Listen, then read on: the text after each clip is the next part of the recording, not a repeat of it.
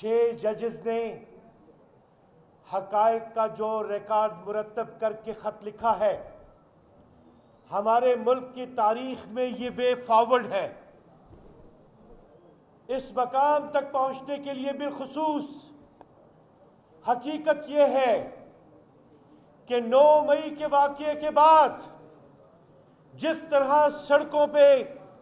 ہماری ماں بہنوں کو بالوں سے پکڑ کے گھسیٹا گیا، پولیٹیکل ایکٹیوسٹ کے گھر میں گھس کے چادر اور 4 دیواری کی تصحیح کی گئی، جس طریقے سے انسداد دہشت گردی کے کیسز بنائے گئے، جس طرح سے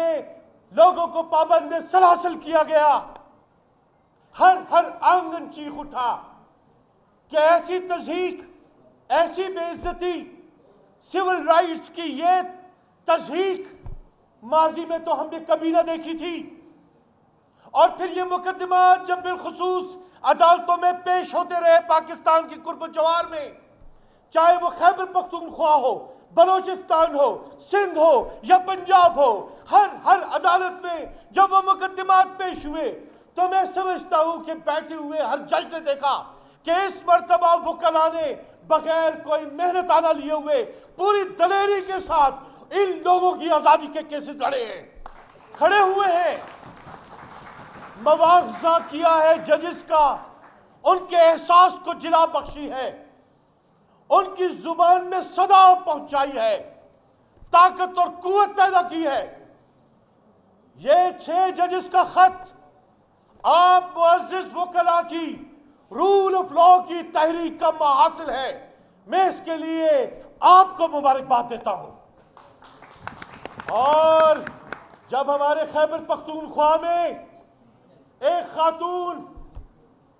شام تک اپنی ضمانت کے لیے بلبلاتی رہی اور قرب و جوار میں پولیس اور فوج کے اہلکار اسے گرفتار کرنے کے لیے کھڑے رہے،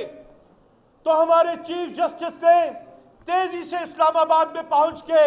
شام کو عدالت لگائی اور کہا کہ ایک اوتھ تو یہاں پہ لیا تھا، لیکن ایک اوتھ خانہ کعبہ کے سامنے لیا تھا کہ کچھ بھی ہو جائے میں انصاف کروں گا۔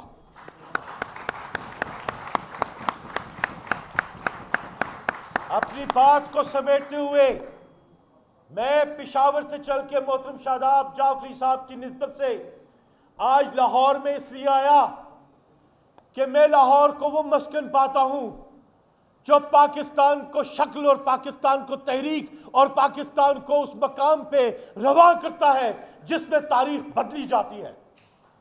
یہاں پہ آپ سے بات کرتے ہوئے میں ایک بات پہلے کر دوں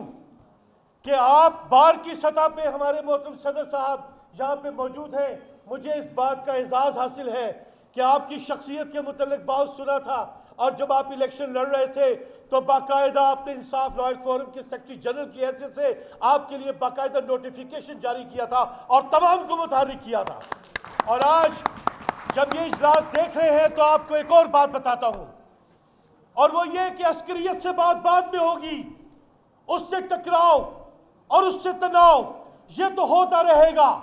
لیکن مت بھولو اس بات کو کہ جس آئین کو تبدیل کرنے کے لیے 2/3 اکثریت چاہیے ہوتی ہے، ہماری عدلیہ کے ججز نے مارشل لا ایڈمنسٹریٹر کو یہ حق بھی دیا تھا کہ وہ آئین میں امینڈمنٹ کریں۔ وہ ملک کا تاریخ اور سیاہ ترین واقعہ تھا۔ اور آج آپ کو یہ بتا دوں کہ اس کے بعد میں یہاں پہ اعلان کرتے ہوئے جا رہا ہوں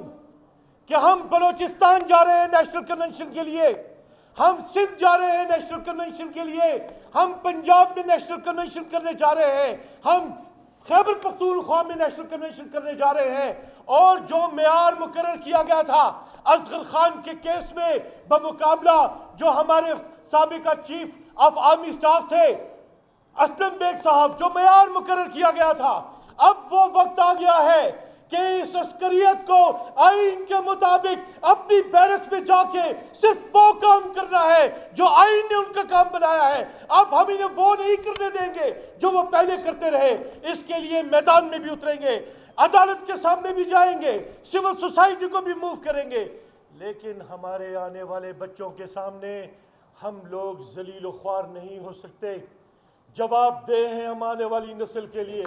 ماں بہنوں بیٹیوں کے لیے، عزت کے لیے، وقار کے لیے، انصاف کے لیے، خوشحالی کے لیے اور ترقی کے لیے. ظلم کے بتوں کو توڑنا ہوگا. اور ان 2 سال کی اس جد و جہد نے وہ مقام پیدا کر دیا کہ پاکستان کی تاریخ میں پہلی مرتبہ باقاعدہ ریکارڈ پہ 6 ججز نے یہ انیشیٹو لیا ہے. اور ایک بات بتاؤں، اس انیشیٹو کے تسلسل کی ذمہ داری فقط ان ججز پہ نہیں ہے. ہم نے اور آپ نے عدالتوں میں کھڑے ہو کے عدالتوں کے ججز کو دیکھتے ہوئے جہاں بھی یہ چیز دیکھی کہ اثر و رسوخ کے تحت کام ہو رہا ہے، ہم نے آواز بلند کرنی ہے. اس ملک میں انصاف ہماری وجہ سے ممکن ہوگا. آؤ کہ یہاں پہ